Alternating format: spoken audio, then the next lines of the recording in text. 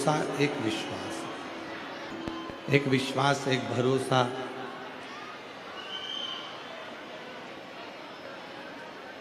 जब जागृत होता है और जब भरोसा दृढ़ होता है तो तुलसीदास बाबा कहते हैं कि शिव विश्वास है, भगवान शंकर भरोसा है। और जब संसार के लोगों में एक विश्वास जागृत हो जावे, एक भरोसा जागृत हो जावे, तो स्वयं शिव महापुराण की कथा कहती है कि वो भरोसा ही उस जीव को परमात्मा से मिला सकता है। अब आज का व्यक्ति क्या चाहता है कि मुझे ईश्वर का दर्शन हो। आज का व्यक्ति चाहता है कि मुझे परमात्मा का दर्शन हो। आपको परमात्मा का दर्शन होगा, मना नहीं। ईश्वर का दर्शन होगा, मना नहीं। पर कब होगा और किस रूप में होगा? ईश्वर का दर्शन होता है जब हमारा भरोसा, हमारा विश्वास दृढ़ होता है। जब हमारा भरोसा, हमारा विश्वास दृढ़ता पूर्वक हो जाता है, दृढ़ हो जाता है। और ईश्वर का दर्शन किस रूप में होगा, किस स्वरूप में होगा? तो शिव महापुराण की कथा कहती है कि उस ईश्वर का दर्शन उस ईश्वर जैसा नहीं होता। राम जी कभी तुम्हारे सामने राम बनकर नहीं आए, भगवान कृष्ण कभी तुम्हारे सामने कृष्ण बनकर नहीं आए, शिव तुम्हारे सामने कभी शिव बनकर नहीं आए। माँ जगतजननी दुर्गा भवानी अष्टसिद्धि नवरात्रि के जो देवियाँ हैं वो तुम्हारे सामने कभी दुर्गा के रूप में नहीं आए। पर शिव महापुराण की कथा कहती है कि हमारा शिव, हमारे राम, हमारे कृष्ण, हमारे दत्त,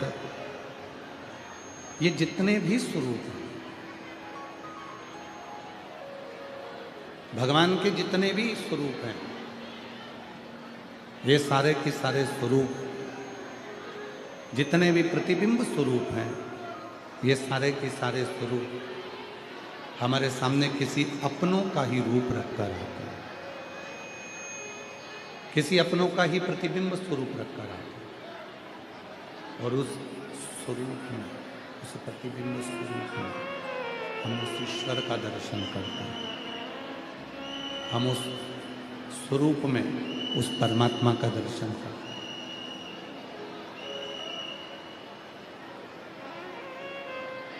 जब हमारा वो परमात्मा अपना स्वरूप छोड़कर आता है, अपने असली स्वरूप में मेरा ईश्वर, मेरा परमात्मा कभी नहीं आता।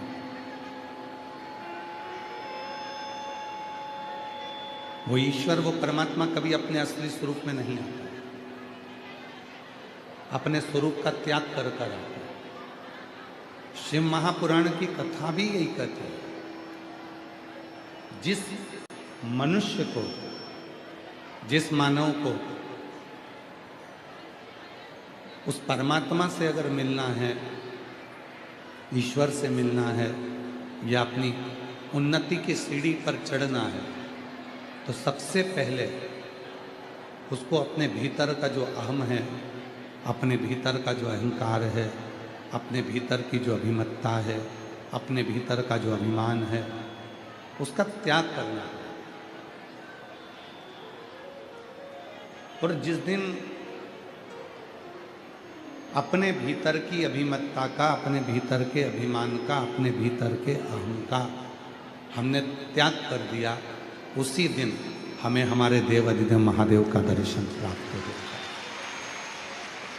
उसी दिन उसका दर्शन पाने के लिए अपने भीतर की अभिमत्ता को, अपने भीतर के अहंकार को, अपने भीतर के अभिमान का त्याग हो। जो मानव का शरीर मिला है, जो मानव की देह मिली है, वो बड़ी मुश्किल से मिली। आपको कल भी कथा में कहा था कि 83,99,999 योनियाँ जब कट जाती है, 83,99,900 योनियाँ, 999 योनियाँ जब समाप्त हो जाती है, तब जाकर ये 84,00,000वें नंबर की योनि मनुष्य की मिलती है। तब मिली। और इस मानव योनि को प्राप्त करने के बाद भी यदि हम उस परमात्मा से दूरी बना लें, दूरी से मतलब ये नहीं है कि आप परमात्मा को हर पल शिव जी के मंदिर में बैठे रहो या शंकर जी की पूजन में बैठे रहो। मूल है अपने हर श्वास में 21,600 श्वास जो आपकी निकल रही है, 21,600 श्वास जो आपकी चल रही है, 21,600 श्वास जो आपकी निकल रही है, 21,600 श्वास जो आपकी चल रही है, उन श्वासों में, प्रत्येक श्वास में उस परमात्मा का स्मरण होता है। प्रत्येक श्वास।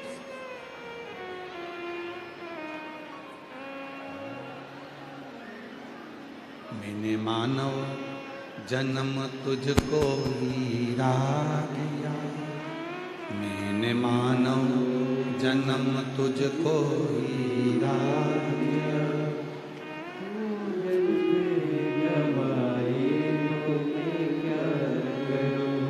मैंने मानव जन्म तुझको हीरा दिया, मैंने मानव जन्म तुझको हीरा दिया, तू व्यर्थ गवाए तो मैं क्या करूं, तू व्यर्थ गवाए तो मैं क्या करूं।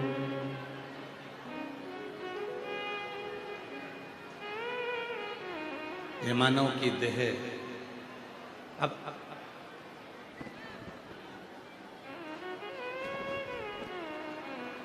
मैंने खाने को फल और मेवा दिया, मैंने खाने को फल और मेवा दिया, मैंने खाने को फल और मेवा दिया, मैंने खाने को फल और मेवा दिया, तू मांस ही खाए तो मैं क्या करूं, तू मांस ही खाए तो मैं क्या करूं।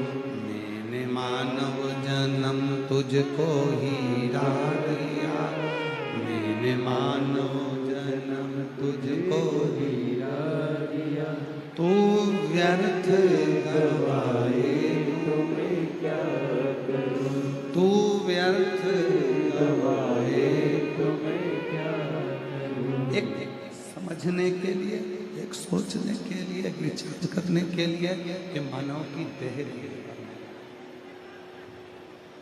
ये मानव का शरीर दिया है परमात्मा। और यदि हम उस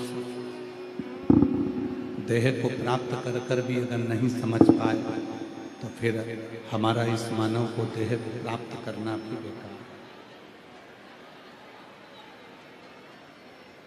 उसको समझें। जैसे आज के समय में एक एक बच्चे के समझ में आ जाता है कि एक लोटा जल सारी समस्या का है। प्रत्येक बच्चे के हृदय में, प्रत्येक बच्चे के चित्त में, प्रत्येक बच्चे की बुद्धि में ये बैठ चुका है कि हम शिव जी के मंदिर में जाएंगे, शंकर जी को एक लोटा जल चढ़ाएंगे, शंकर का अनुमोदन करेंगे, शंकर जी का भजन करेंगे, शंकर जी का स्मरण करेंगे तो हमको सुखी मुक्ति हो जाएगी। हमें भगवान शंकर हम पर कृपा करना प्रारंभ करें। सबके पास बुद्धि है। परमात्मा अपनी पृथ्वी पर व्यर्थ किसी को जन्म देता ही नहीं।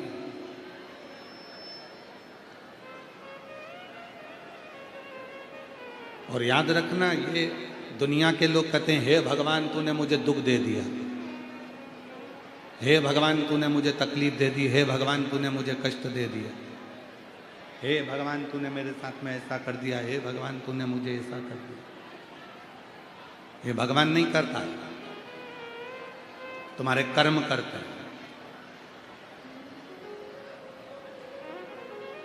जैसे कोई व्यक्ति हॉस्पिटल में भर्ती हुआ, बीमार था, हॉस्पिटल में उसको भर्ती कर दिया और हॉस्पिटल में भर्ती करा, और हॉस्पिटल में भर्ती करने के बाद उसका इलाज चला, उसका ट्रीटमेंट चला। सारा इलाज होने के बाद में जब वो घर जाने लगा तो उसको एक थैली में, एक बैग में भरकर दवाइयाँ दी गई, औषधि दी गई।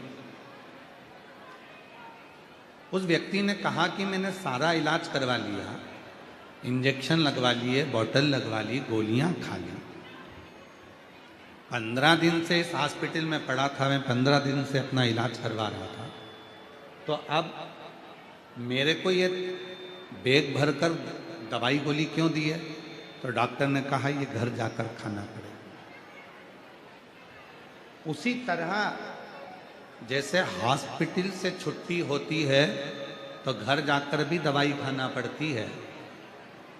जब हम अपने प्राण त्याग कर ऊपर जाते हैं, नरक और स्वर्ग का भोग भोगते हैं, तो ये जीवात्मा कहती है कि तूने मुझे इतना नरक भुगता दिया, जब ऊपर ही पूरा हिसाब चुकता करा दिया, तो फिर पृथ्वी पर आकर मुझे दुख क्यों दे रहा है? तो भगवान कहते हैं थोड़ी बहुत दवाई गोली तो नीचे भेजना ही पड़ती है, जिससे तू समय समय पर खाता है। ये जितने भी दुख हैं, ये जितनी भी तकलीफ हैं, ये जितने भी कष्ट हैं, ये जितनी भी बीमारियां हैं, ये जितने भी तकलीफ हैं, कष्ट है, बीमारी है, रोग है, ये जितनी जितनी तकलीफें हैं, ये सब हमारे पूर्व के कर्म के अनुसार हमारे थोड़े थोड़े भोग हमको भोगना, थोड़े थोड़े, ये अपने कर्म के अनुसार। और फिर निवेदन करूं मैं आप सबको,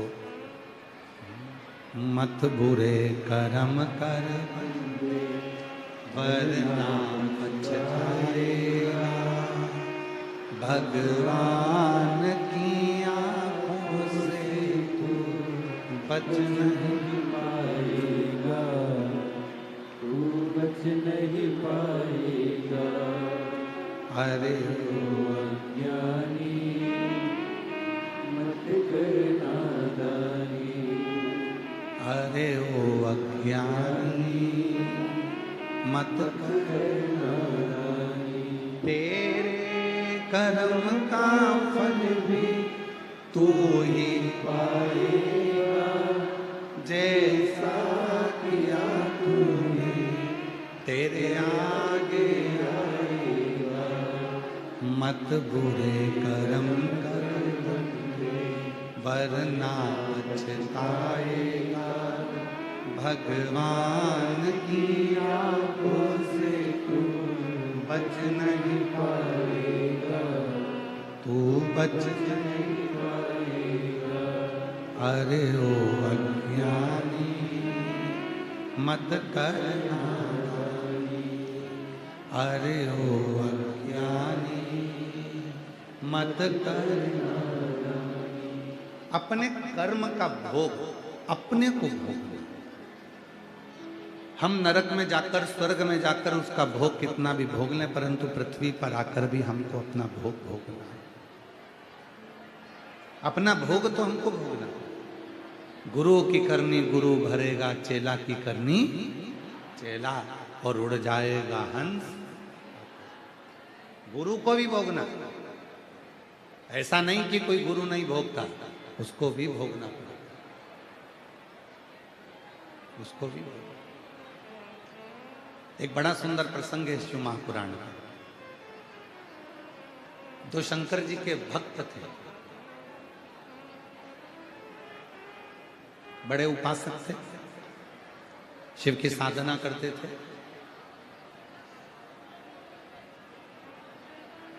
दोनों एक आम के पेड़ के नीचे बैठकर भगवान शंकर की भजन कर रहा था और एक इमली के पेड़ के नीचे बैठकर भगवान का भजन कर रहा था। कौन कौन से पेड़ हैं? आम का और इमली। एक आम के पेड़ के नीचे बैठा भगवान का तप कर रहा है, भजन कर रहा है, साधना कर रहा है, और दूसरा इमली के पेड़ के नीचे बैठकर तप साधना। दोनों तप में लगे, दोनों साधना में लगे। एक दिन वहीं से तुमरुका जी निकल कर जा रहे थे और शिव जी के एक ऐसे भक्त हैं तुमरुका जी, जिनका मात्र स्मरण ही शिव जी के नाम को प्रबल और शिव उस तुमरुका के नाम को प्रबल कर दो। इसलिए शिव जी का नाम है तुमरुकेश्वर महादेव। क्या नाम है? जम के बोलो जरा, तुमरुकेश्वर महादेव। सभी लोग बोले, वापिस बोले, तुमरुकेश्वर महादेव। बोल तुमरुकेश्वर महादेव की। शिव जी का ये ऐसा नाम है, हम पहले भी कहे हैं, जिस नारी को बच्चा ना हो, गर्भ ना हो, 15 साल 18 साल 20 साल जिसके हो गए। एक पत्र इसी से जुड़ा हुआ, देखो।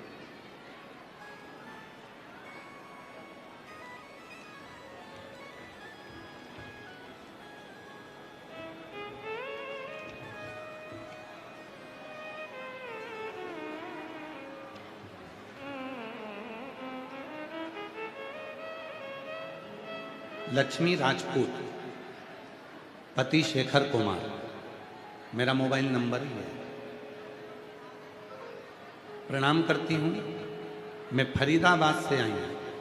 कहीं बैठी हूँ तो हाथ हिला सकती हैं, और अगर बैठी हूँ और बच्चे आए हों साथ में तो ला सकती। मेरी शादी 18 नवंबर 2023 में हुई थी। शादी के 11 वर्ष हो गए, लेकिन संतान का सुख नहीं। ऐसा कोई डॉक्टर नहीं बचा जिसको मैंने नहीं दिखाया। मन बहुत दुखी हो गया कि गुरुजी, फिर किसी ने मुझे सफेद आंकड़े की जड़ का उपाय बताया और कहा, तुमरुकेश्वर के नाम से तुमरुका जी का नाम लेकर शिव जी पे से 21 बार घुमाकर लाल धागे में अपनी कमर पर बांधा। पशुपतिनाथ का व्रत किया, 2 बार सफेद आंकड़े की जड़ का प्रयोग किया, पशुपति व्रत किया, और बाबा ने ऐसी कृपा कर दी गुरुदेव।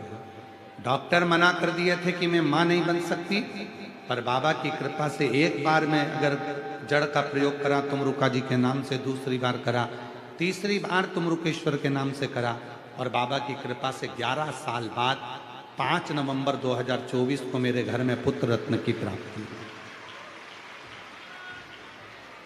11 साल के बाद मेरे घर में संतान की प्राप्ति हुई, पुत्र रत्न की प्राप्ति हुई। तुमरुकेश्वर शिव जी का वो नाम है जो हमारे जीवन की सारी बाधाओं को, हमारे जीवन की सारी अड़चनों को, रुकावट को दूर करता। हम यहाँ तक कहें तुमरुकेश्वर, और हम तो आप लोगों को साधुता देंगे। आने वाले समय में लगभग थोड़ा समय और बाकी है, तो हम सीहोर में बाबा की कृपा से, आप सबके सहयोग से एक तुमरुकेश्वर कॉरिडोर तुमरुका के नाम से बन रहा है, जिसमें तुमरुका जी के पूरे जीवन चरित्र की झांकी का दर्शन आप भारत की, पूरे विश्व में केवल सीहोर में कुबेरेश्वर बाबा की धरा पर तुमरुका जी का कॉरिडोर बन रहा है, जिसको विठलेश सेवा समिति बना रही है। विठलेश सेवा समिति कुबेरेश्वर धाम बनवा रहा है, और आप सभी का सहयोग उसमें मिल रहा है, और उस कॉरिडोर का निर्माण हो रहा है। आने वाले भक्त जब कुबरेश्वर धाम पर पहुंचे, वहां कंकर शंकर पूजन करें। जो 400 साल पुराना बट का पेड़ है उसका दर्शन करें, परिक्रमा करें, कुबरेश्वर धाम की परिक्रमा करें और बाबा की कंकर शंकर पूजन कर कर बाबा की सुंदर स्वरूप का दर्शन कर कर कॉरिडोर में भी तुमरुका जी ने जैसी जैसी लीला करी वह सारी लीलाओं का दर्शन एक ही जगह पर हो जाए और लोगों की जिंदगी सार्थक हो जाए, उस भाव से प्रयास कर रहे हैं कि तुमरुका जी का एक सुंदर सा विग्रह वहां रहे शिव जी के साथ। और कोई भी स्त्री जिसके 20-20 साल तक भी अगर औलाद ना हो वो बाबा से अपने मन की बात कहे और उसके घर में संतान की प्राप्ति हो जाए। ये शिव तुमरुकेश्वर शिव जी का वो नाम है। यहां तक शास्त्र के अंदर अगर हम स्कंद पुराण को पढ़ें, लिंग पुराण को पढ़ें, आप शिव महापुराण का अध्ययन करें, गीता प्रेस गोरखपुर की शिव पुराण लाओ, स्कंद पुराण लाओ, लिंग पुराण लाओ, इन सारी पुराणों को लेकर अगर आप पढ़ेंगे तो उसमें आपको अध्ययन में मिलेगा कि तुमरुका जी भगवान शिव के ऐसे भक्त थे, भगवान शंकर के ऐसे उपासक थे कि जिस मार्ग से निकल कर जाते थे उस मार्ग को वो सुलभ करते हुए जाते थे, सुलभ करते हुए। कोई कहे गुरुजी हमारा इतना कर्जा हो गया, गुरुजी इतना कर्जा हो गया, गुरुदेव वो कर्जा समाप्ति नहीं हो रहा, हमारा पैसा विदेश में उलझ गया, हमारा पैसा किसी ने खा लिया, हमारा पैसा नहीं आ रहा, हम तो जगह जगह से कर्ज ले लेकर अपना कर्जा चुका रहे हैं, वापिस कर्जे में डूबते जा रहे हैं। हमारा निवेदन है शिव जी के मंदिर में भगवान शंकर को अगर आप जल चढ़ाने के लिए रोज जाते हो, प्रतिदिन जाते हो, आप जब शिव जी को जल चढ़ाते हो तो आप जल चढ़ाने के बाद अपने हाथ की ये 3 रेखाएं, ये 3 उंगलियां, अपने हाथ की ये 3 उंगलियां 3 स्थान पर स्पर्श करो। शिवलिंग का स्पर्श, जगत जननी दुर्गा भवानी अर्थात जिस पे शिवलिंग रखा हुआ है वो जलाधारी का स्पर्श, और तीसरा जैसे ये पानी चढ़ाने के बाद ये पानी यहां आता है और यहां से जो नीचे गिरता है, जितनी मोटाई शिवलिंग की जलाधारी की है उस जगह पर अपनी 3 उंगली का स्पर्श तुमरुकेश्वर महादेव के नाम से करो, और यही 3 उंगली लाकर अपने घर के दरवाजे पर स्पर्श करो। धीरे धीरे गया हुआ पैसा वापिस आएगा और कर्जे से तुम मुक्त जरूर हो। जितनी अड़चने, जीवन की जितनी अड़चने हैं, ये तुमरुका जी के नाम का स्मरण करने से, तुमरुकेश्वर महादेव का स्मरण करने से छूट जाए। यहां तक जिनके ब्लॉकेज बता दिए गए हैं, हार्ट में ब्लॉकेज बता दिए गए हैं, नसें ब्लॉकेज बता दी गई है, डॉक्टर ने कहा है कि बाईपास कराना पड़ेगा। हम यहां तक कहें डॉक्टर का इलाज कराते रहो। डॉक्टर शिव का एक रूप होते हैं, भगवान शंकर का एक स्वरूप अगर कोई है तो वो पूरी दुनिया के डॉक्टर हैं। आप उनका कहना मानो, पर उनसे निवेदन करना, डॉक्टर साहब ऑपरेशन कराएं, कम से कम 10 घंटे दे दो, 10 घंटे के बाद ऑपरेशन करा लेंगे, 2 दिन दे दो, उस बीच में जाकर जल चढ़ाना तुमरुकेश्वर के नाम से, 7 बार एक ही लोटे का जल 7 बार तुमरुकेश्वर महादेव का नाम लेकर चढ़ाना, उसी जल को झेल कर लाना और तुमरुकेश्वर का नाम लेकर जिसकी नसें ब्लॉक है उस व्यक्ति के मुख में देना, और फिर 10 घंटे बाद डॉक्टर से कहना एक बार फिर जांच करो, धीरे धीरे नसें खुलना प्रारंभ हो जाती हैं तुमरुकेश्वर महादेव के नाम में। अड़चने जितनी आए, जितनी अटकलें आए, जितनी परेशानियां आए, जितनी जितनी तकलीफें, आप जब अड़चन में फंसो, जब अटकल में फंसो, जब कहीं तुम अटक जाओ, तब तुमरुकेश्वर महादेव का नाम स्मरण करो, तुमरुकेश्वर। और आज कहने में पीछे नहीं हटेंगे, दिल्ली की इस पवित्र धरा पर आप लोग इतने लाखों की संख्या में आए हैं और पूरा देश इस कथा को देख रहा है, पूरा विश्व इस कथा को सुन रहा है। हम यहां तक कहेंगे मेरी जीजियों, यदि आप गाड़ी से सफ़र कर रहे हैं, वाहन में सफ़र कर रहे हैं, ट्रेन में सफ़र कर रहे हैं, फ्लाइट में सफ़र कर रहे हैं, कहीं मार्ग से निकल कर जा रहे हैं और कोई अड़चन आपको दिखती है, वहाँ भी आप 2 क्षण के लिए तुमरुकेश्वर महादेव का स्मरण करेंगे तो आपका राह, आपका मार्ग सुलभ होना प्रारंभ होगा। तुमरुकेश्वर।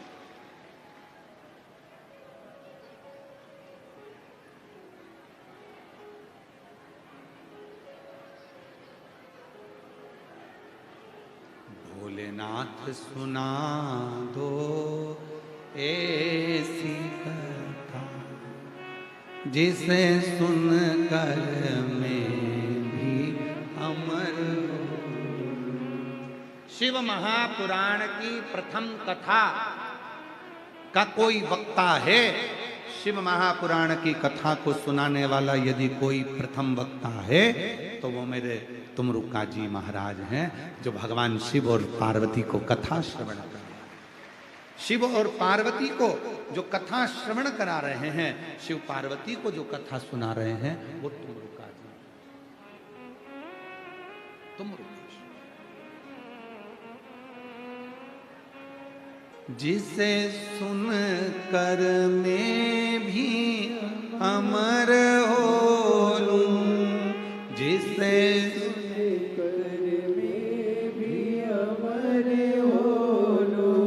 जिसे सुन कर मैं भी अमर हो लूं, जिसे सुन कर मैं भी अमर हो लूं। भोलेनाथ सुना दो ऐसी कथा, जिसे सुन कर मैं भी अमर हो लूं। मेरे बाबा सुना दो ऐसी कथा, जिसे सुन कर मैं भी अमर हो। हे शिव, ऐसी कथा मुझे सुना दीजिए। हे बाबा, मुझे ऐसी कथा सुना दीजिए जिसको सुनकर मैं अमर हो जाऊं। मेरी जिंदगी के सारे दुख, सारी तकलीफ, मेरे जीवन के सारे कष्ट, मेरे जीवन की सारी परेशानियां, मेरे जीवन की सारी अड़चनें, मेरे जीवन के सारी तकलीफें दूर होती चली, दूर हो जाए। और एक बात कहें,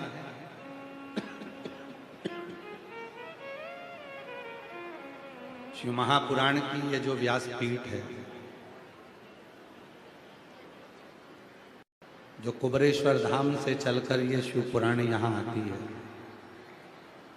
आपके नगर में,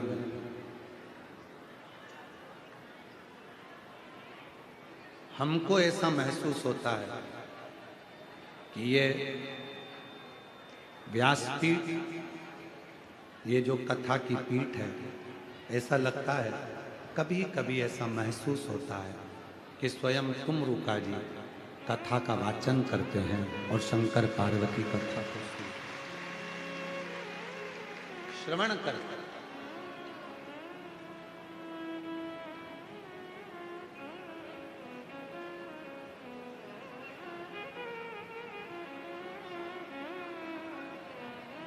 केवल एक व्यासपीठ ऐसी है ये शिव महापुराण की, जहाँ व्यासपीठ होती है उसके सामने से हम लोग किसी को निकलने भी नहीं देते। हमारे चाहे आस्था वाले हों, कैमरे वाले हों, फोटो वाले हों, आशीष जी हों, कार्यकर्ता हों, वो मना कर देते हैं, आपको जाना है पीछे से घूम कर जाओ, ये सामने से निकलने नहीं देते। एक नंदी, भृंगी, श्रृंगी, शिव के गण और मेरा देव अधिदेव महादेव माँ जगत जननी के साथ सामने बैठकर शिव महापुराण की कथा को श्रवण।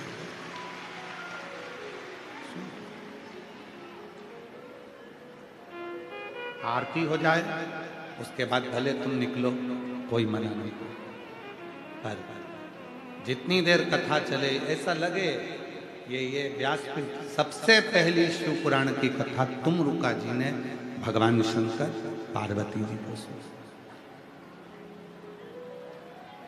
और लोग कहते हैं कि शिव पुराण क्या देती है, तो उनके लिए कथा है।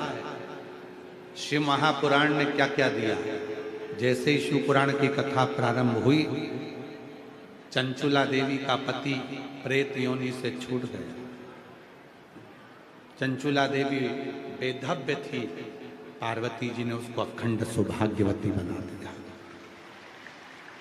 पति के धाम भेजा, पति के लोक डोली में बिठाकर मां जगतजननी उसको पति के लोक में भेज रही। पति के लोक क्या दिया। तुमरुका जी की जो शिव पुराण की कथा थी, चंचुला को अखंड सौभाग्य, बिंदु को प्रेत योनि से मुक्ति, ब्रह्मा जी की एकाग्रता, भगवान विष्णु के हृदय में शिव भक्ति, स्वयं शंकर पार्वती के द्वारा श्रोता, जो साथ में जितने भी श्रोता इस कथा को सुन रहे थे, शंकर भगवान के साथ में बैठकर तुमरुका जी ने शिव जी से कहकर सारे श्रोताओं की मनोकामनाओं को पूर्ण करवा दिया। ये वो शिव तत्व। इसको समझने के लिए पूरी जिंदगी निकल जाएगी लोगों को, तो भी समझ में नहीं आएगा कि आखिर कुबरेश्वर धाम से आई हुई ये शिव महापुराण ऐसा क्या है इसमें कि ये इतना देती है, इतना देती है, इतना देती है कि किसी को कोई कमी रहने ही नहीं देती है। क्या है इस शिव पुराण में ऐसा क्या भरा पड़ा। आप यदि पत्रों को पढ़ेंगे, हम तो इतने पत्र नहीं पढ़ पा रहे, ये पत्र आए हैं देखिए आप। अगर इन पत्रों को, केवल पत्रों को स्मरण किया गया, देखिए प्रेमलता देवी, जिला हाथरस, उटरा ग्राम की रहने वाली हूँ। मेरा मोबाइल नंबर ये है। मेरी बेटियां सरकारी नौकरी के लिए काफी समय से प्रयास कर रही थी, परंतु हर बार कुछ नंबर उससे रह जाती थी। मेरी एक बहन के यहाँ टीवी पर आपकी कथा चल रही थी, लेकिन हमने उस पर ध्यान नहीं दिया। उसी बहन ने मुझे महाशिवरात्रि की पूजन और आपकी कथा सुनने का वर्णन किया। गुरुजी, हमने प्रतिदिन 1 लोटा जल मंदिर में जाकर सफाई करना प्रारंभ कर दिया। 3 बार पशुपति व्रत साथ में किए। भरोसा बढ़ा। हमारी बेटियों ने पुनः प्रयास किया। बाबा की ऐसी कृपा हुई, 2025 में मेरी एक बेटी उत्तर प्रदेश पुलिस में चयनित हो गई और दूसरी बेटी CISF में पोस्टिंग हो गई।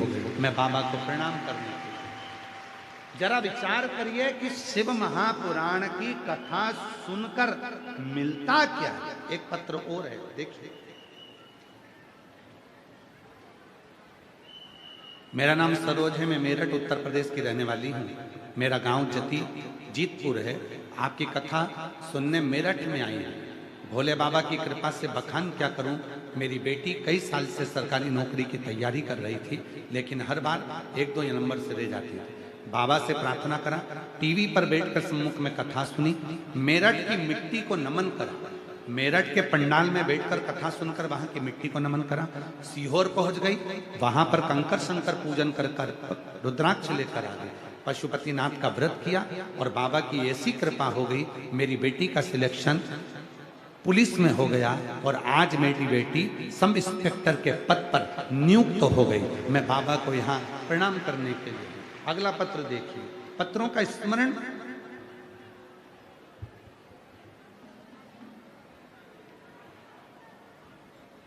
मेरा नाम बसंती देवी है, मैं गया जी बिहार से आई हूँ। मेरा नाम बसंती देवी, मैं गया बिहार से आई हूँ। मेरा मोबाइल नंबर ये है। गुरुजी, इतनी मुश्किलों में जीवन निकला, बाबा की कृपा से शिव पर भरोसा करा, जल चढ़ाना प्रारंभ करा और शिव की कृपा ऐसी हुई कि बाबा की कृपा से मेरे बेटे का 2023 में केंद्रीय सचिवालय के सहायक अनुभाग अधिकारी के पद पर मेरे बेटे की नियुक्ति हो गई। मैं बाबा को यहाँ प्रणाम करने के लिए। एक शिव की अपार ये जो शिव का विश्वास जो है कोई साधारण नहीं है। आप इन पत्रों का दर्शन करिए। जिन शिव भक्तों ने पत्र भेजे उनका दर्शन करिए कि कितने हजारों की संख्या में पत्र आते हैं और कितने हजारों की संख्या में शिव भक्त कथा सुनते हैं और उनको मेरा बाबा दे देता है। और दिल्ली की कथा में यदि आप आज कथा श्रवण कर रहे हैं, हमें विश्वास है जो कथा हरियाणा के करनाल में है 17 से 23 मई में अधिक मास के महीने में, विश्वास के साथ कहता हूं कि दिल्ली के हजारों पत्र वहीं पर मिलेंगे कि मेरे बाबा ने मुझे यहां दिया, मेरे बाबा ने मुझे दिया, मेरे बाबा ने मुझे प्रदान किया। कितने पत्र आते हैं, कितना कितना पत्र एकत्रित होता है, कितनी लोगों की मन में भाव आ जाता है, कितना लोगों को बाबा दे देता है। हम तो पत्र नहीं पढ़ पाते इतने, हमें तो थोड़े बहुत पत्र, आप दर्शन करो पत्रों का, इनके दर्शन से भी लाभ मिलता है कि बाबा ने इतने लोगों पर कृपा करी है तो मुझ पर भी कृपा जरूर करेंगे। आप दर्शन करिए पत्र।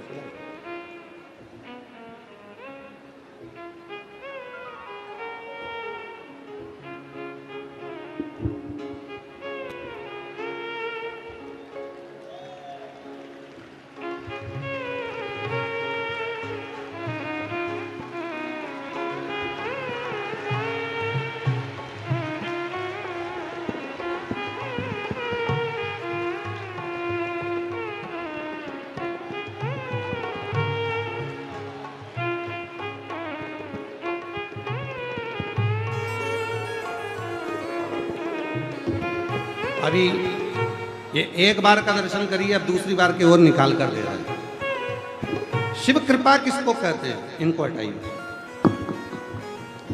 आस्था चैनल वालों से निवेदन है इन पत्रों का दर्शन भी अवश्य करें।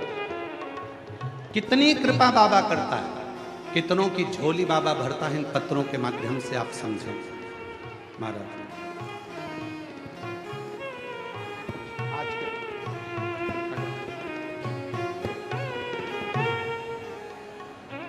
अब अगले पत्रों का दर्शन करिए।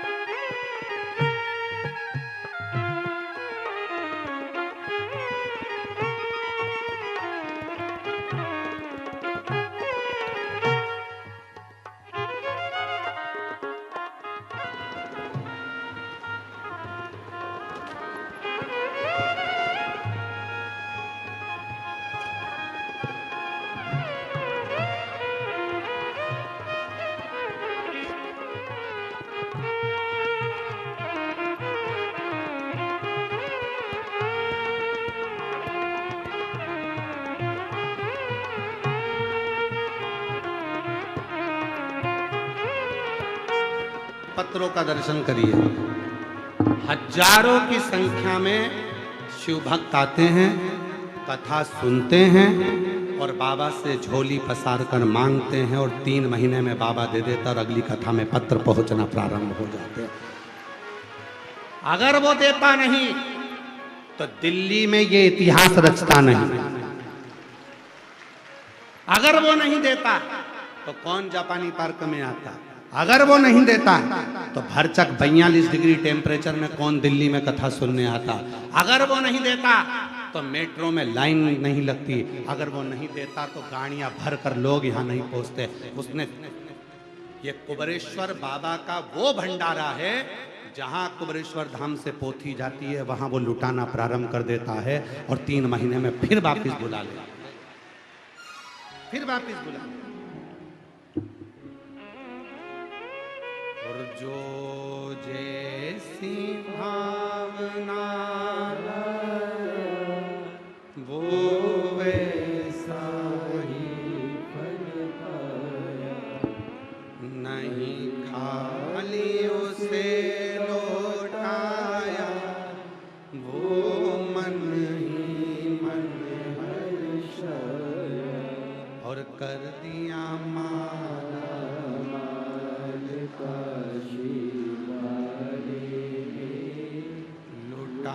दिया भंडार काशी वाले। और आज एक बात और कहना चाहेंगे आप लोगों को। हमें उम्मीद है कि तुमको बहुत ज़्यादा काली मिर्ची लगेगी हमारी बात से, पर कहे बिगड़ नहीं जाऊंगा दिल्ली से। कथा सुनना पर वीआईपी पास लेकर नहीं, जैसे ये भक्त खड़े होकर सुन रहे हैं वैसे प्रेम से सुन।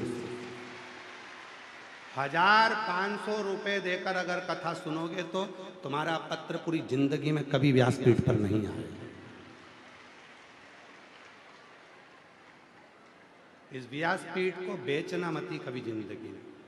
यह व्यासपीठ बेचने का विषय नहीं, इसमें दिल से आना और इतना लेकर जाना कि अगली बार तुम बाबा से कहो कि मुझे तूने दिया है तो अगली कथा मैं कराऊंगी, मुझे करोड़पति बनाऊंगी।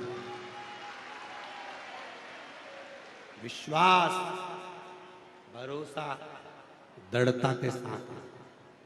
यहां आडंबर और दिखावे के लिए मत आओ, भीड़ बढ़ाने बिल्कुल मत आओ। जिनको भीड़ का शौक है आप वहां जाओ। यहाँ भीड़ बढ़ाने की कथा नहीं है, यह केवल भाव बढ़ाने की कथा है। यहाँ आने के बाद आप 10 लोगों के सामने छाती ठोक कर कह सको कि मैंने कथा सुनी थी और मेरे बाबा ने मुझे छप्पर फाड़ कर दिया, तो समझो कि कथा था। भीड़ बढ़ाने मत आना, यहाँ भीड़ का काम ही नहीं है। आप तो भाव बढ़ाओ। शिव के मंदिर में जाकर 1 लोटा जल चढ़ाओ। सीहोर वाले महाराज के पास में मिलने भी मत आओ और सीहोर वाले महाराज से मतलब भी मत रखो। आप तो शिव से मतलब रखो। शंकर का 1 लोटा जल और शिव महापुराण की कथा जो तुम रुका जी बाँचते हैं वो मेरी जिंदगी का सुख प्रदान करेगी, वही मेरी छोटी। उसके वो शिव देगा। किसी के सामर्थ्यता नहीं है कि दे दे, किसी की सामर्थ्यता नहीं है। जो देगा मेरा शिव देगा। जब भगवान कृष्ण के घर में 16,108 रानियां और औलाद नहीं हुई, तब गर्गाचार्य बाबा ने कहा कि तुम एक काम करो कृष्ण, तुम्हारी 16,108 रानियां हैं और उनके बच्चे नहीं हैं, तो तुम शिव का अभिषेक करो। 11 दिन तक एक रानी ने शंकर भगवान का अभिषेक करा और 1,77,186 भगवान कृष्ण के बच्चे हुए। ये शिव की कृपा से। शिव की आराधना, शिव की साधना, शिव की भक्ति, शिव का तप। आप हम नहीं कहेंगे कि आप बहुत भूखे रहो। पशुपति व्रत की कथा भी कहती है, आपको ज्यादा भूखा नहीं रखती। पशुपति व्रत की कथा रखती है क्या? जम के बोलो जरा। पशुपति व्रत की कथा कहती है सुबह जाकर मंदिर में पूजन करो, पूजा की थाली को लाकर रख दो, भले सुबह फलहार करो, कुछ भी करो तुम्हारी मर्जी, पर शाम के समय पर आप जो प्रसाद लेकर गए हो उसका एक हिस्सा लेकर आना है और वो एक हिस्सा भोजन करने के पहले तुमको खाना है। मतलब भोजन करना है पशुपति व्रत में। पूरा समय भूखा नहीं रहना, क्योंकि बाप अपनी बेटी को कभी भूखा नहीं देख सकता, इसलिए वो आपको प्रसन्न देखना चाहता। व्रत करो, उस व्रत में आप खुश रहो। कथा सुनो, उसमें आपकी प्रसन्नता रखो। मेरे बाबा के प्रति भाव रखो, इतना प्रेम रखो मेरे शंकर से, तुम्हें ऐसा लगे कि शिव महापुराण की कथा सीहोर वाला बाबा सुनाने के लिए नहीं आया है। तुम रुका जी स्वयं कुबरेश्वर धाम से कथा कहने के लिए आए और मैं शिव पार्वती के रूप में शिव। आप शंकर हो। जितने मेरे जीजा बैठे हैं सब शिव हैं, जितनी मेरी जीजियां बैठी हैं सब पार्वती हैं, और जितने मेरे बच्चे बैठे हैं आप सब गणेश, अशोक सुंदरी, कार्तिकेय, रिद्धि, सिद्धि, जया, विषहरा, शामली बारी, दौतली देव, शंकर भगवान की 6 लड़कियां, भगवान शंकर के पुत्र जैसे तुम हो। उस भाव से कथा श्रवण करो। जितने बुजुर्ग कथा सुने वो ये सोच कर सुने कि मैं ब्रह्मा और ब्रह्माणी हूँ। जितने युवान बहन भाई कथा सुने वो ये मानकर सुने कि हम स्वयं विष्णु लक्ष्मी के रूप में कथा सुन रहे हैं, क्योंकि यह कथा शिव की कथा है, ये कोई साधारण कथा नहीं है। भागवत कथा होती है तो उसके यजमान राजा परीक्षित हुए हैं। रामचरितमानस की कथा हुई तो यजमान स्वयं काशी नरेश हुए हैं। केवल शिव महापुराण की कथा एक ऐसी होती है जिसके यजमान कोई राजा नहीं बना, जिसका यजमान स्वयं देवाधिदेव महादेव और माता पार्वती ईश्वर और गोरा बनकर विराजमान। इसका यजमान कोई साधारण व्यक्ति नहीं बना, ये यजमान बनकर बैठे हुए हैं यहाँ पर श्री राजकुमार जी राठौर जी, श्रीमती पूनम राठौर जी, श्री राजेंद्र शुक्ला जी, श्रीमती सोनम शुक्ला जी, कविता दुबे जी, श्री प्रदीप बंसल जी, ये लोग यजमान बनकर बैठे हैं। जब जब ये यहाँ पर आते हैं स्टेज पर, हम इनके मुख को कम देखते हैं, हम इनके चरण को ज्यादा देखते हैं कि 7 दिन मेरा भोले बाबा इनके स्वरूप में कथा श्रवण कर रहा है और इनके माध्यम से यजमान पद ग्रहण कर रहा है। हम इनका मुख नहीं देखते, जितने भी यजमान आते हैं और मालूम पड़ जाए कि ये यजमान है तो हम इनका चरण देखते हैं। इन पर शिव ने कितनी कृपा करी है जो इनको यजमान बनाकर बिठाया। शंकर ने कितनी कृपा करी कि भगवान शिव इनके रूप में आकर कथा का यजमान बनकर बैठ गए। क्योंकि शिव महापुराण का यजमान संसार का मनुष्य नहीं बन सकता। हम कई बार कहे, जितने लोग रुद्राक्ष महोत्सव में यजमान बनते हैं, जितने लोग गुरु पूर्णिमा महोत्सव पे शिव महापुराण के यजमान बनते हैं सीहोर में, हम उनको भी कहते हैं कि तुम साधारण नहीं हो, तुम्हारे माता पिता जरूर कोई पुण्याई करे होंगे जो शिव और पार्वती के रूप में आप विराजमान हो, कोई साधारण नहीं है। एक एक जितने व्यवस्था में लगे, मैं पूरी दिल्ली के जितना पुलिस फोर्स लगा है, दिल्ली के कमिश्नर महोदय हों, एसपी हों, आईजी हों, डीआईजी हों, एसपी, एसएसपी जितने भी हैं, एसडीएम, तहसीलदार, यहाँ के पटवारी आदि आदि, यहाँ का विद्युत विभाग, चिकित्सा विभाग और यहाँ के जो विभाग हैं, जिनने धूप में खड़े होकर इन पुलिस फोर्स को देखिए, जिनका कोई तुमसे लालच नहीं, धूप में खड़े हैं और धूप में खड़े होकर तुम्हें संभालने का प्रयास कर रहे हैं।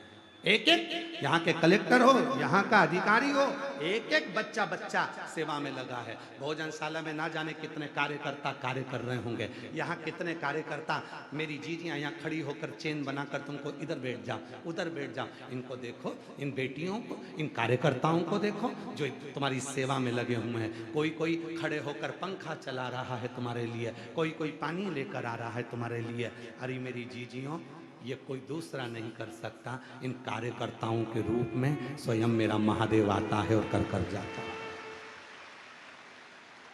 एक एक बेटी कार्यकर्ता के रूप में काम कर रही है, एक एक बच्चा कार्यकर्ता के रूप में काम कर रहा है।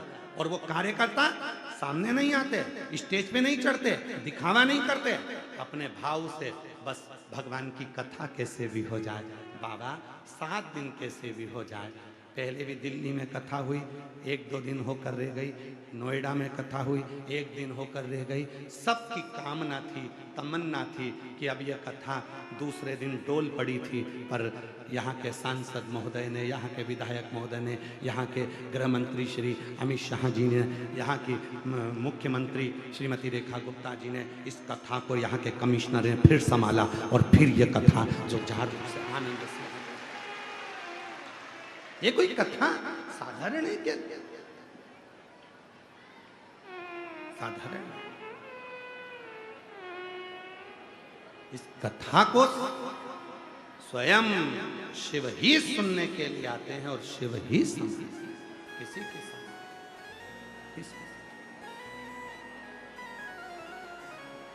कौन समझ, कौन करे?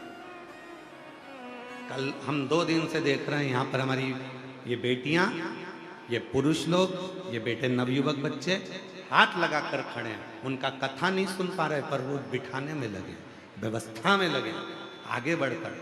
उनको कुछ नहीं चाहिए, उन्होंने तुमसे कुछ नहीं मांगा, पर व्यवस्था करने में आप इधर बैठ जाओ, माता जी आप उधर चले जाओ, भैया आप उधर चले जाओ, भैया। और मैं कई पुलिस वाले ऐसे हैं जिन्होंने दरवाजे पर बुजुर्ग माताओं को देखा तो तुरंत हाथ पकड़कर आगे लाकर बिठा दिया। ऐसे पुलिस बल को भी मैं धन्यवाद देता हूं, प्रणाम करता हूं, नमन करता हूं। उन्होंने देखा बुजुर्ग पाँव में ना लग जाए, हाथ में ना लग जाए, माँ चलो मैं तुम्हें बिठा कर आता हूं। उन्होंने ले जाकर बिठा दिया, उन्होंने बिठाकर तुमको आगे चला। विश्वास शिव पर करना, और विश्वास के साथ कहकर जा रहे हैं दिल्ली की पवित्र धरा पर। जब करनाल में कथा होगी तो आप में से कई लोगों के पत्र व्यासपीठ पर आएंगे कि हमने दिल्ली में कथा सुनी थी और मेरे बाबा ने मुझे दे दिया, जो मांगा वो मुझे दिया। वो अधिक मास की कथा जो करनाल में होगी, उसमें भी आप श्रवण करेंगे कि मेरे बाबा ने मुझे कितना दिया, कितना। और खाली ना जाता दर से तुम्हारे, खाली न जाता कोई दर से तुम्हारे, मैं भी खड़ी हो डंडी बाहें पसार, अपने हृदय से लगा लो, लगा लो, गिरा जा रहा हूँ, उठा लो, उठा लो, भोले अपने दर से अब तो ना टालो, गिरी जा रही हूँ, उठा तो शिव के भक्त एक आम के पेड़ के नीचे बैठा है, इमली के पेड़ के नीचे बैठा है, वो भी भगवान को भज रहा है, ये भी भगवान को भज रहा है, दोनों तप कर रहे हैं, दोनों साधना कर रहे हैं। शिव मिले कैसे? शिव कैसे मिले? दोनों तप कर, तुमरुका जी का आगमन, तुमरुका जी का आगमन, और तुमरुका जी आए, तुमरुका जी का आगमन।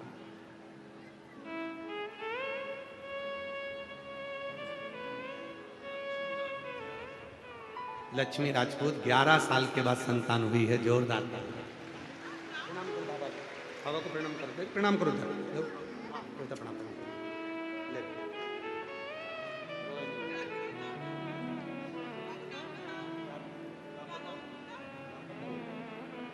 कार्तिक नाम रखा है बच्चे का, एक बार जोरदार ताली बजाकर।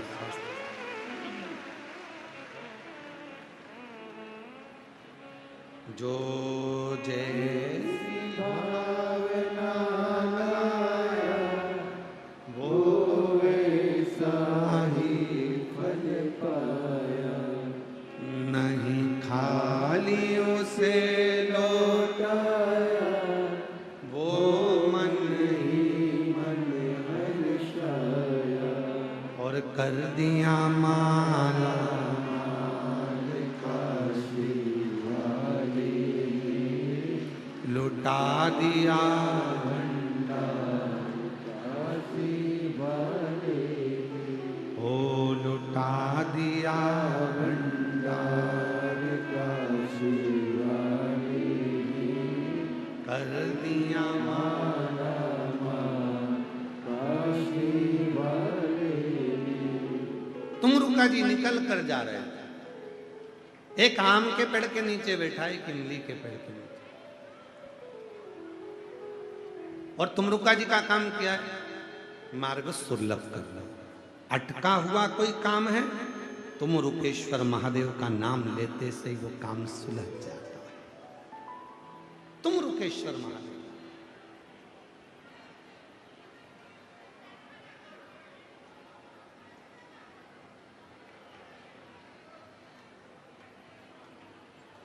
अटक गए, वो तुमरुकेश्वर महादेव का नाम लेकर सुलझ।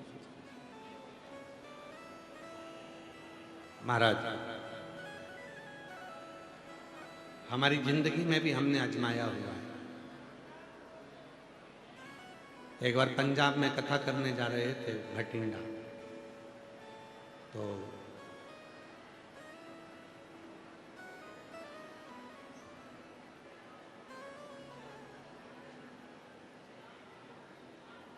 यहीं ये दिल्ली के पहले मथुरा और दिल्ली के बीच में हमारी गाड़ी खराब हो गई। अब हमारी इतनी पहचान तो किसी से है नहीं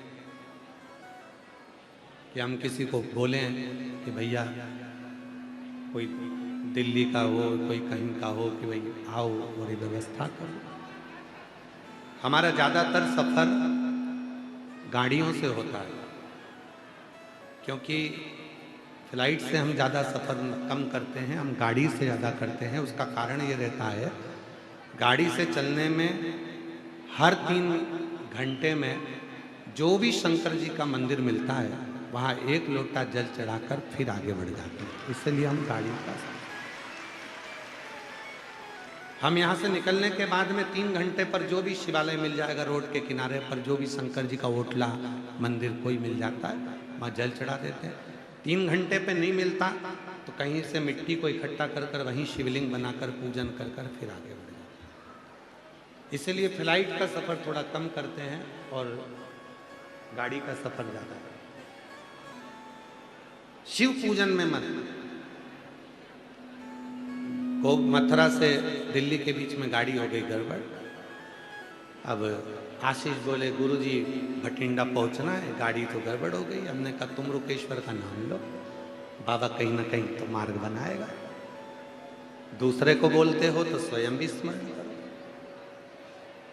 तुम रुकेश्वर बाबा का जैसे ही नाम लिया, स्मरण लिया, 15-20 मिनट तक इंतजार किया और तुम रुकेश्वर बाबा ने ऐसी कृपा करी कि हमने बाबा की कृपा से ये यहाँ कथा करी थी नोएडा में, तो वो पानी के कारण बंद हो गई। वो क्या नाम था उनका जो कथा करवाए थे?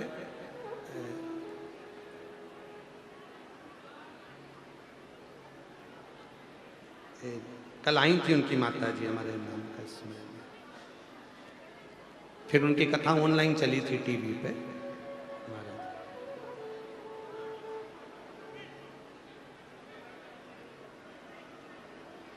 अभी वो अध्यक्ष भी गुड़गांव में, हाँ गुड़गांव में कथा करी तो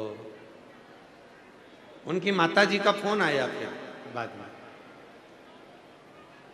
कहा गुरुजी कैसे हैं? आशीष जी ने कहा लो बात करे सो। हमने कहा बढ़िया हैं, बाबा की कृपा से बीच में अटके हैं, गाड़ी गड़बड़ हो गई है। तो माता जी बोली मैं अब भी ड्राइवर को बुलाती हूँ और तुरंत भेजती हूँ। तुरंत गुड़गांव से गाड़ी गई, गाड़ी उन्होंने भेजी, फिर भटिंडा तक छुड़वाया। मतलब शिव महापुराण की कथा जो कहती है, जिन जिन शिव का नाम हम इस व्यासपीठ के माध्यम से आप लोगों को वर्णन किए, उस नाम का यदि स्मरण दिल से कर लिया तो वो नाम आपको, आपकी अटकलों को, आपकी उलझनों को हटाकर आपकी मंजिल तक जरूर पहुंचाता है। जरूर। मैं नवयुवक बेटा बेटियों से कहूँ, जितने मेरे युवान बेटा बेटी यहाँ आए हैं, मैं उनको नमन कर कर आप लोगों को प्रार्थना करूं कि कभी भी जिंदगी में हिम्मत मत हारो। नौकरी नहीं लग रही, कोई बात नहीं, हिम्मत मत हारो। व्यापार नहीं चल रहा, हिम्मत मत हारो। जॉब अच्छी नहीं मिल रही, हिम्मत मत हारो। मेहनत को 4 गुना बढ़ाओ और तुम रुकेश्वर महादेव का नाम लेकर शिव जी को जल चढ़ाकर 3 स्थान पर अपनी उंगली का स्पर्श करो। शिवलिंग पर, जलाधारी पर और जहां से पानी बहकर नीचे आता है उस स्थान स्पर्श करो। मेरा बाबा आपको मंजिल तक पहुंचा कर ही रहेगा। अटकले तुम रुकेश्वर नाम एक ऐसा नाम है जो हमें मार्ग सुलभ करता है। मार्ग शरीर में ब्लॉकेज आ गए, शरीर बेकार हो गया, कोई बात नहीं, डॉक्टर बोल रहा है इलाज करवाओ, दवाइयाँ खाओ, गोलियाँ खाओ और बाबा के ऊपर भरोसा रखकर तुम रुकेश्वर महादेव का जल समर्पित कर कर तुम रुकेश्वर। सुख पैसा कोई खाकर बच गया, डूब गया, नहीं आ रहा, कर्जा ज्यादा हो गया, तुम रुकेश्वर का इसमें। फिर से बोलिए क्या नाम है? तुम रुकेश्वर महादेव। बोल तुम रुकेश्वर महादेव की। तुम रुकेश्वर महादेव का नाम हमारे जीवन को सुख प्रदान कर, आनंद प्रदान, उसका स्मरण। और फिर निवेदन करूं, जब बहुत दुख हो, बहुत तकलीफ हो, वो गीत याद स्मरण में करें, हमारे स्मरण में। भीड़ में तन्हाई में प्यार की गहराई में मुझे तुम याद आते हो,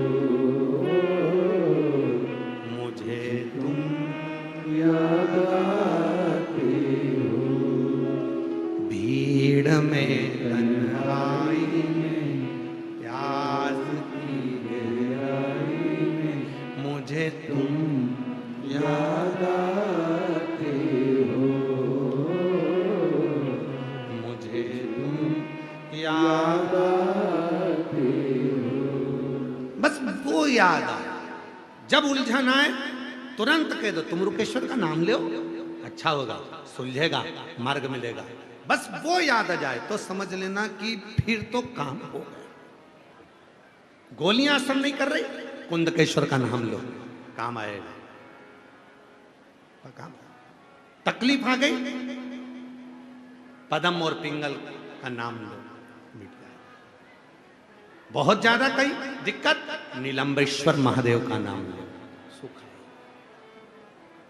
क्यों इतने नाम दे दिए शिव जी के? भगवान ओघड़दानी के, शंकर भगवान के इतने नाम कैसे पड़ गए? भोला, ये नाम भी साधारण नहीं है। 3 दोस्त लड़ लिए, आपस में झगड़ा हो गया। एक बोलने लगा मेरे राम जी तुरंत आते हैं, दूसरा बोला मेरे कृष्ण तुरंत आते हैं, तीसरा कुछ नहीं बोला। उसको मालूम था अपना तो भोलानाथ है, अब वो भोड़ानाथ तो भोड़ानाथ। तीनों में झगड़ा हो गया। तीनों ने कहा बुलाओ जरा, कौन के भगवान पहले आए। अब तीनों ने बुलाना प्रारंभ करा तो एक ने कहा हे राजा राम, अवध के नरेश, अयोध्या के राजा मेरे राम आइए। दूसरे ने बोला हे मेरे द्वारका के राजा, हे मेरे द्वारका के नरेश, मेरे द्वारकाधीश मेरे कृष्ण आइए। तीसरे ने कहा भोला, ओ बाबा।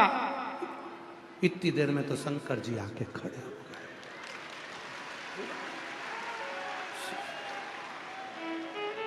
शाम शिव जी दर्शन देकर चले गए। थोड़ी देर बाद राम जी आए। राम जी ने कहा क्या बात है बेटा? वो बोलने लगा प्रभु हमने तो तुमको इतनी देर से बुलाया, तुम तो आ रहे हो। भगवान बोले तूने क्या कहा? राजा राम आई है। अब राजा आता है तो कोई ऐसे ही आता है क्या? थोड़ा ठाठ से आएगा, घोड़ा बग्गी लेकर आएगा, ठाठ बाट से आएगा, सारी सेना लगाना पड़ेगी, पूरी व्यवस्था करना पड़ेगी, तब तो राजा आता है। तो मेरे को आने में टाइम तो लगेगा। तो फिर भगवान कृष्ण आए, प्रभु आप इतनी लेट आए? तो भगवान ने ऐसे कहा तो वो बोला प्रभु तुम इतनी लेट आ रहे हो। भगवान बोले तूने कहा द्वारिका के राजा। अब जब राजा आएगा तो थोड़ी ठाट बाट से आएगा, राजा की भी कोई पोजीशन होती कि नहीं होती, तो उस हिसाब से आएगा। तो शंकर जी इतनी जल्दी कैसे आ गए? तो क्या वो तो एकदम फ्री,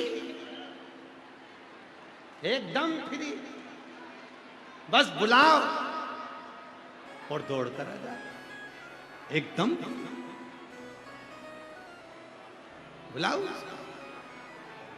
और सुन के भक्तों की पुकार हो के नंदी के सवार काशी नगरी से आए मेरे भोलेनाथ। सुन के भक्तों की पुकार हो के नंदी पे सवार काशी नगरी से आए मेरे भोलेनाथ। सुन के भक्तों की पुकार हो के नंदी पे सवार काशी नगरी से आए मेरे भोलेनाथ। सुन के भक्तों की पुकार हो के नंदी पे सवार काशी